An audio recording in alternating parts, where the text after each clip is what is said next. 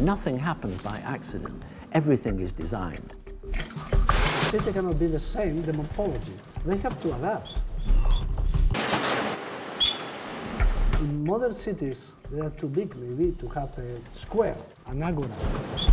And now it's a period of potentially wall building.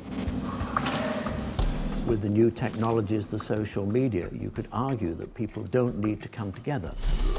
When I look at the new buildings made of glass, I always think nothing of this will remain in 2 centuries or in 3 centuries.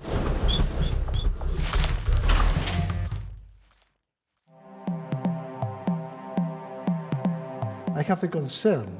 So we have been designed in a way we are adapted to a certain sort of habitat, the natural habitat. So maybe living in an artificial, urban, for instance, habitat, there could be a conflict between our biological design and the environment.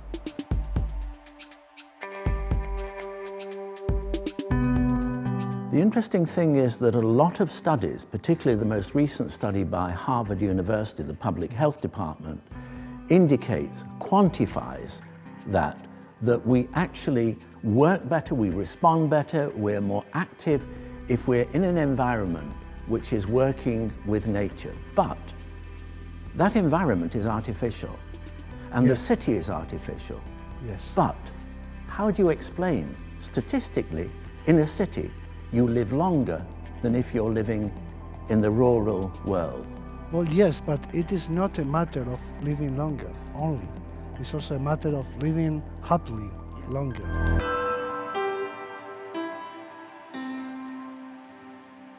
But people migrate to the city for more freedom, sexual freedom, educational freedom, opportunity, prosperity, a better lifestyle. And the city, think about the word, city, civilization, civil, they're all the qualities, the civic qualities. No, of course, I am not saying that we should come back to the country, because it is certain that humankind is going to live in the future. We don't know much about the future, except but one thing. Our species will live in big cities.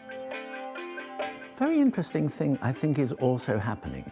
Up till now, on everything that we know about mobility, the compact city is more sustainable.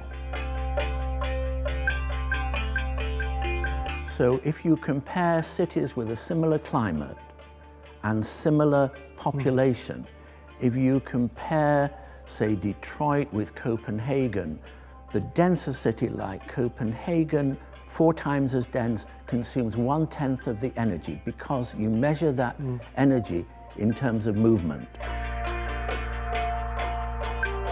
That's true, but why not to have it all? We could have both things. We could have a life in a city and in artificial environment, and also the good things of the nature. Maybe that is the future. Cities also adapt to the climate, to the local climate or the local topography, for instance, to a geography in the end.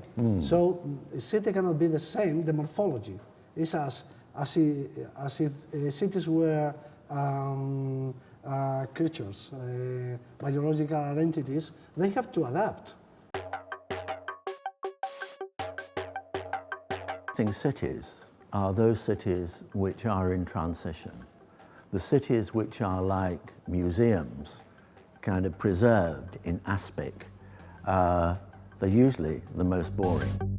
I mean, the cities that we're all drawn to are dynamic, they're living, they're organic, they're changing.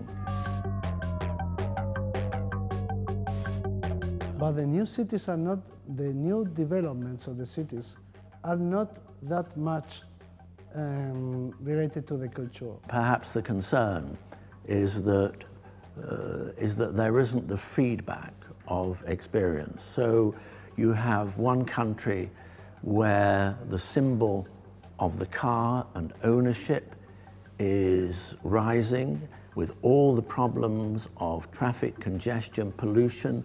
Meanwhile, cities which have gone through that are rediscovering the bicycle. So whilst one nation is throwing away the bicycle, another nation is rediscovering the benefits of the cycle and the exercise and less pollution.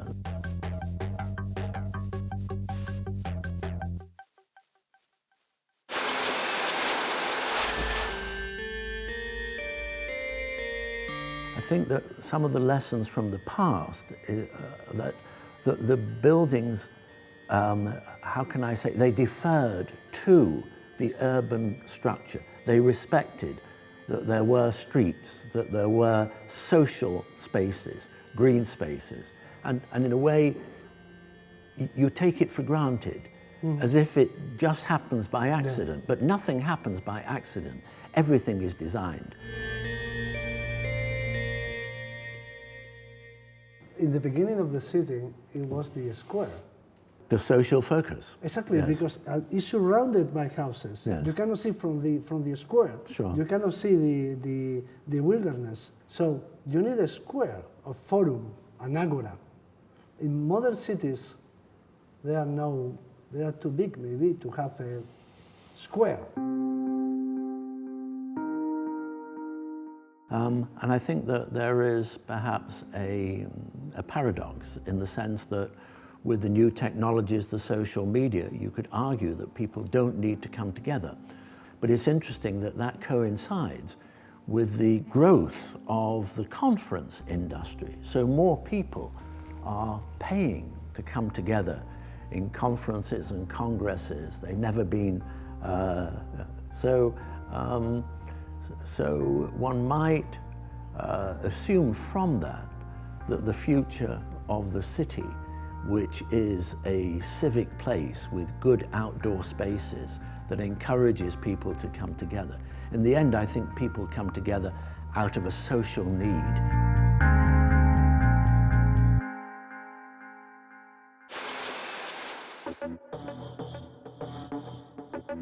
When I look at the new buildings made of glass, walls are made of glass in a way, I always think, as a prehistorian, nothing of this will remain. Nothing of this in 2 centuries or in 3 centuries. But That's a feeling. It's a if I feeling. talk about, I instance a building, I said Bloomberg. Bloomberg is a mixture of stone, bronze, and glass. The stone is the same stone as the historic churches in that area. The bronze is a material which improves over time. The glass is about transparency, contact, contact with nature, and change. Yes, a lot of buildings are just kind of mindless glass walls, but I don't think that's true of every modern building. Not of every moment. So I think that. And the concrete. What about the last week I was in Pompeii, in Italy, and the Roman concrete has lasted 2,000 years. So is the modern concrete? It's always about the way that the material is used. That in the end, it's about how you do it. It's not about the material itself. So there are some fantastic buildings in glass, there are a lot of bad buildings in glass, beautiful buildings in brick, and some awful buildings in brick.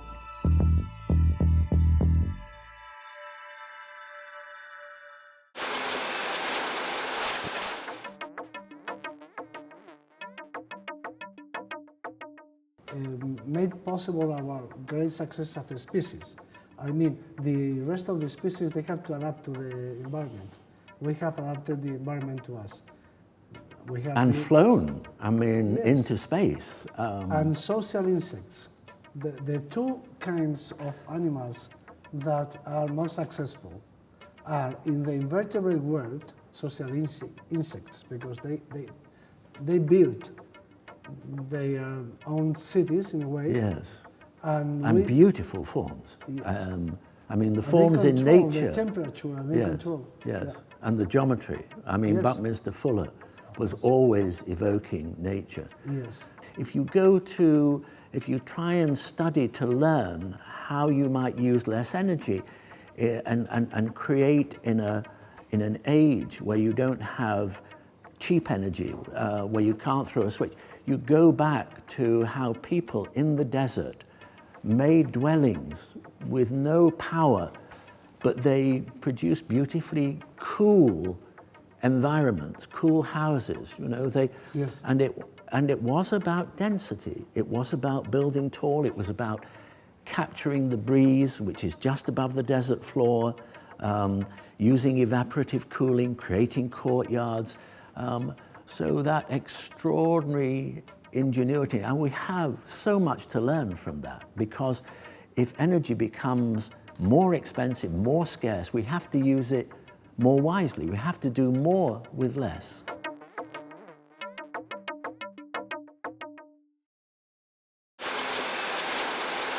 When did you come first time to? It must have been in the 1970s.